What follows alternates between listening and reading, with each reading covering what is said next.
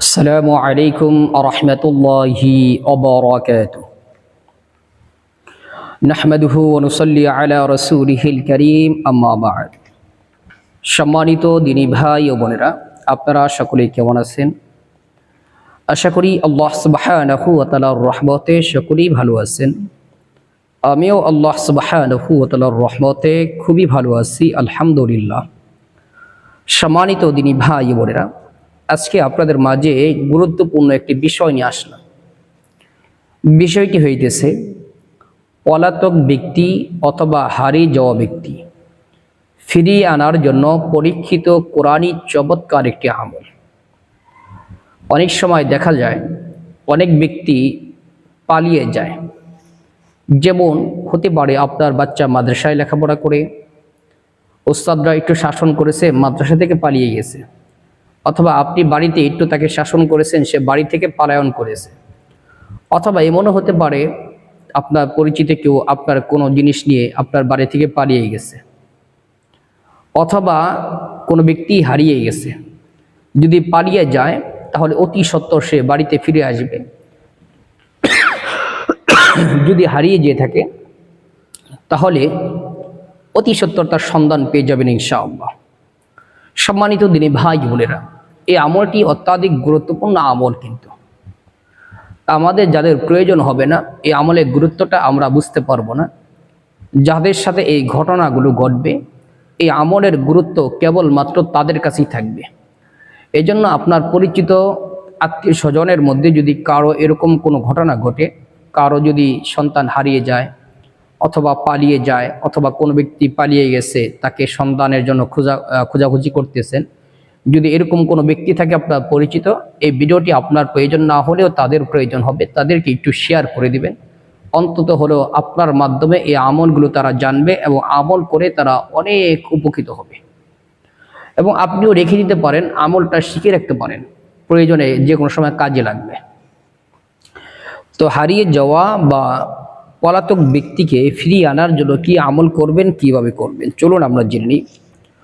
প্রথম হইতেছে পলাতক ব্যক্তিকে ফিরিয়ে আনার জন্য বা হারিয়ে যাওয়ার ব্যক্তির সন্ধান পাওয়ার জন্য আপনি প্রথমে অজু করবেন। অজু করে দুই রাকাত করে সালাতুল হাজতের নামাজ আদায় করবেন, মানে নফল নামাজ আদায় করবেন।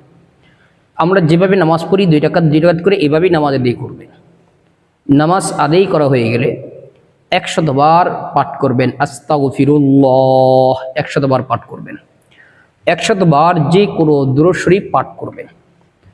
এরপরে 1000 বার এই আয়াতে কারিমাটি পাঠ করবেন।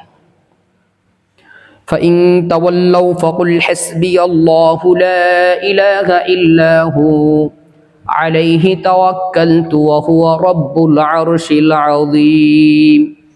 আবার বলি, فإن تولوا فقل حسبي الله لا إله إلا هو عليه توكلت وهو رب العرش العظيم।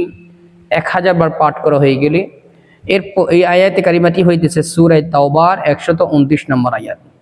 এরপর আরেকটি আয়াতে কারিমার অংশ সূরা আনকাবুতের 85 নম্বর আয়াতের অংশটুকু হইতেছে ইন্নাল্লাহা ফারাদা আলাইকাল কুরআনা লারাদুকা ইলা মাআদ। এই আয়াতে কারিমার অংশটুকু 100 বার পাঠ করবেন। পাঠ করার পরে আবারও 100 বার আস্তাগফিরুল্লাহ, 100 বার দুরূদ শরীফ পাঠ করে আল্লাহ পাকের নিকট দোয়া করবেন, আয় আল্লাহ, অমুক ব্যক্তি পালিয়ে গেছে, মেহেরবানি করে আপনি তাকে দ্রুত ফিরিয়ে দেন।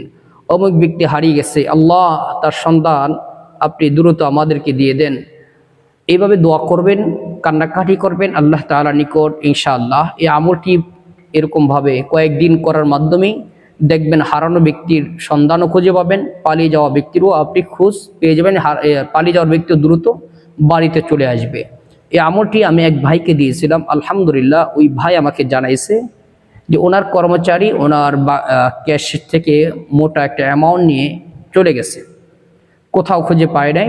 যখন উনি এই আমল করছে আলহামদুলিল্লাহ ওই ভদ্রলোক অতি দ্রুত তার কাছে ফিরে আসছে। তো সে যখন এভাবে তাকে পাকড়াও করছে, ফিরে আসলা কেন, গেলা কেন, তো উনি বলছে যে আমি ঘুমাইতে পারতেছিলাম না, যখনই ঘুমাই তখন আমি প্রচণ্ড পরিমাণে ভয় পাই, যার কারণে বাধ্য হয়ে চলে আসছি। তো এটা আপনাদেরকে একটা কারগুজারি শুনাইলাম। আপনি যখন পলাতক ব্যক্তির জন্য আমল করবেন, ঠিক যে যেমন আল্লাহ তাআলা তাকে ওইভাবেই, সে যদি আপনার সাথে প্রতারণা করে পালিয়ে থাকে, এমন ভয় আল্লাহ তাআলা তার দিলের মধ্যে ঢুকাই দিবে, সে বাধ্য হবে চলে আসতে। যদি সন্তান হয়ে থাকে, আল্লাহ তাআলা তার দিলের মধ্যে এমন পরিমাণ মা বাবার জন্য মহাব্বত পয়দা করে দিবেন, সে অভিমান ভুলে যেয়ে বাধ্য হবে মা বাবার কাছে ফিরে আসতে। আশা করি বিষয়টি আপনারা বুঝতে পারছেন। যে কোনো সমস্যার জন্য কোরআনী আমল পেতে অবশ্যই আমার চ্যানেলটি সাবস্ক্রাইব করে রাখবেন, এবং যে কোনো আমলের প্রয়োজন হলে অবশ্যই আপনারা কমেন্ট করবেন। যদি আমার ওই সমস্যার জন্য কোনো আমল জানা থাকে অবশ্যই আমি আপনাদেরকে দেওয়ার চেষ্টা করব ইনশাআল্লাহ। সকলেই ভালো থাকবেন, সুস্থ থাকবেন। আসসালামু আলাইকুম ওয়া রাহমাতুল্লাহি ওয়া বারাকাতুহু।